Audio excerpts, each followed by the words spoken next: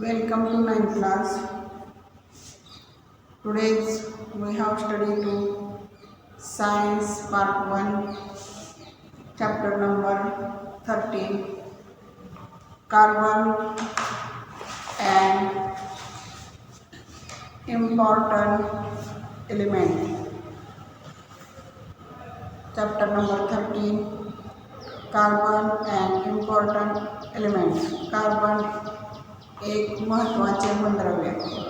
Today we have studied to carbon occurrence properties.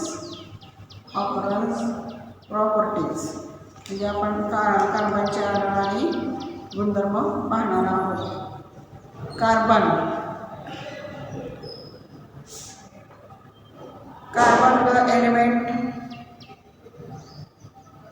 the element carbon available evidently in the nature and occur in free as well as in the combined state. Carbon हे असे एक मूलद्रव्य आहे की निसर्गामध्ये मुबलक प्रमाणात मिळणारे मूलद्रव्य आहे. ते निसर्गामध्ये संयुग अवस्थेत combined state or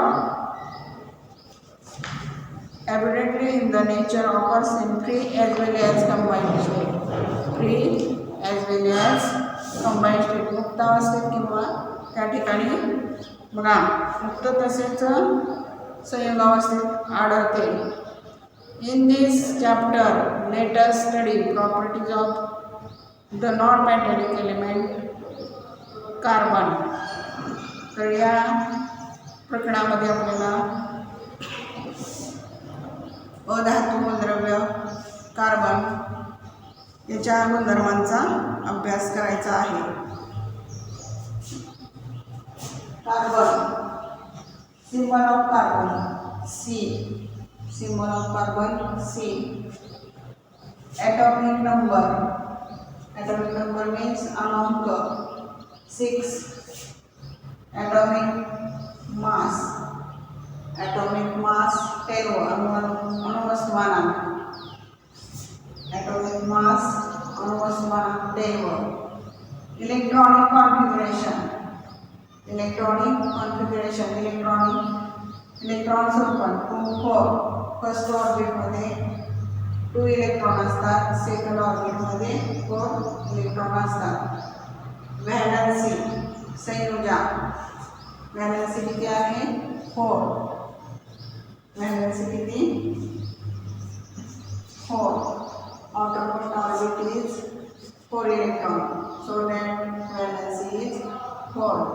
non-metallic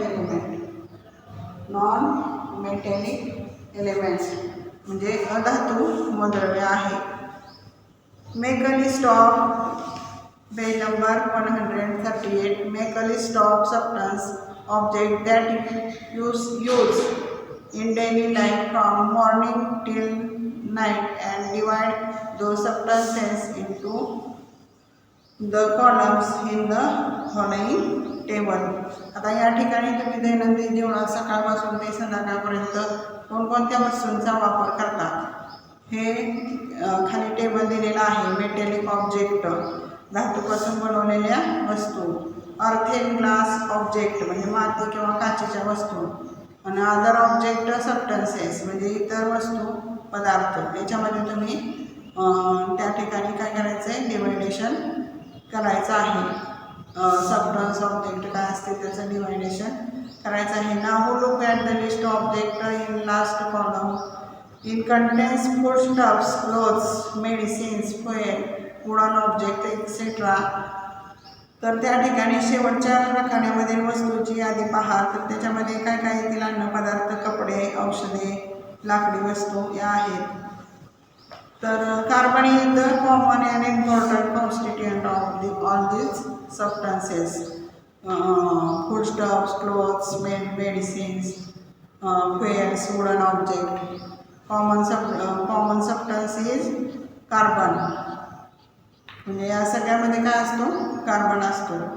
can you tail हा अभ्यासक्रमातून पोर्शन कमी केलेला आहे. याच पेजवरचा बघा 138 मधला कॅन यू रिकॉल ट्राय दिस हा पण पोर्शन अभ्यासक्रमातून कमी केलेला आहे.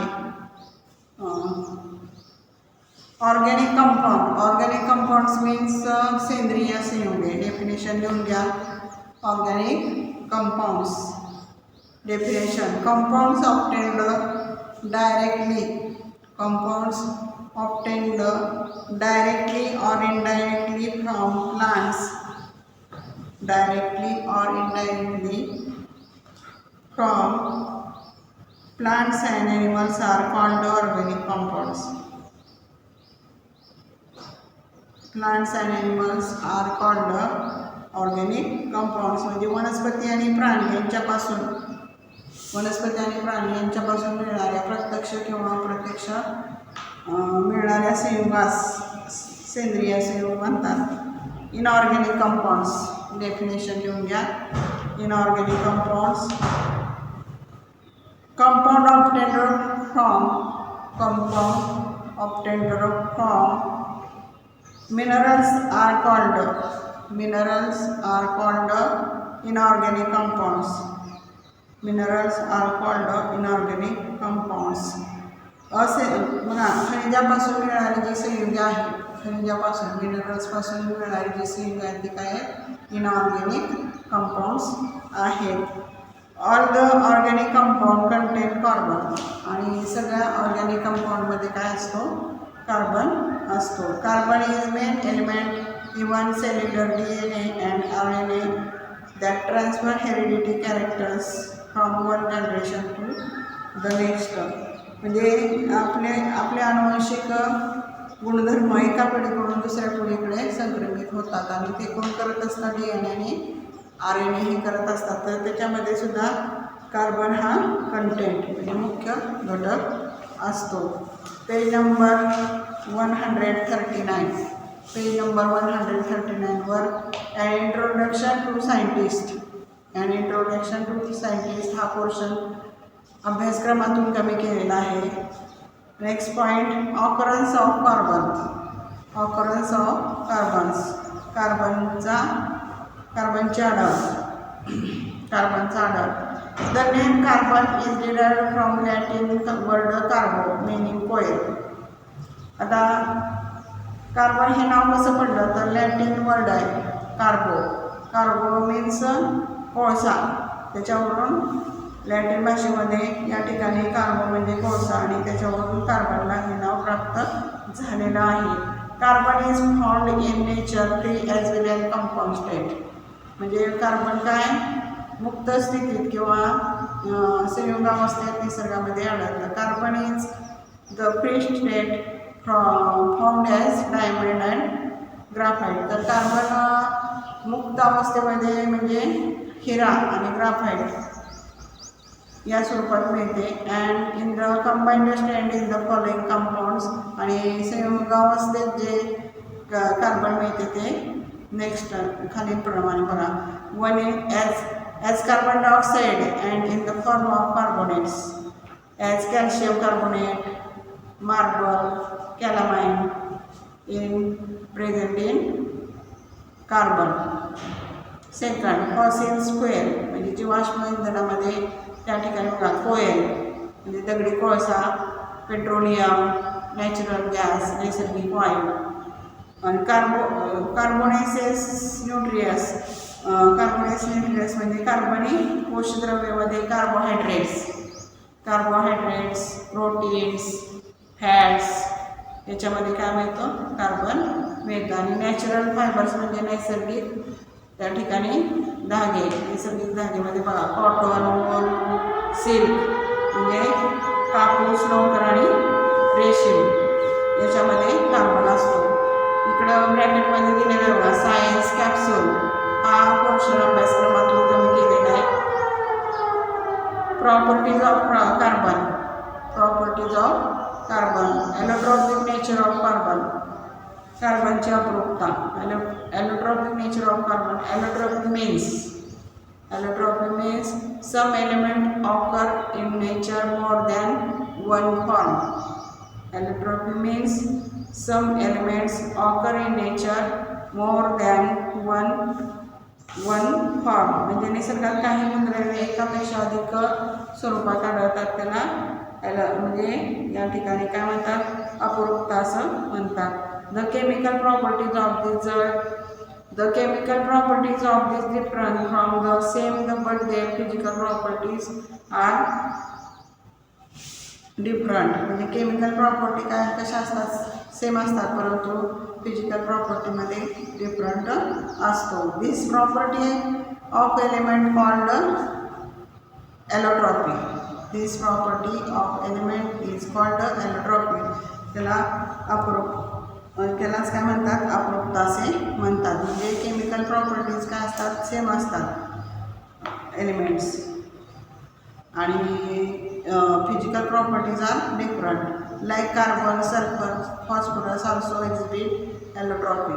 त्याचप्रमाणे सल्फर, फॉस्फरस यांचेसुद्धा अपरूपे ही सुद्धा मूलद्रव्ये अपरूपे दर्शवतात. एलोट्रॉप्स ऑफ कार्बन म्हणजे कार्बनचे अपरूपे कोणते आहेत. Crystalline forms.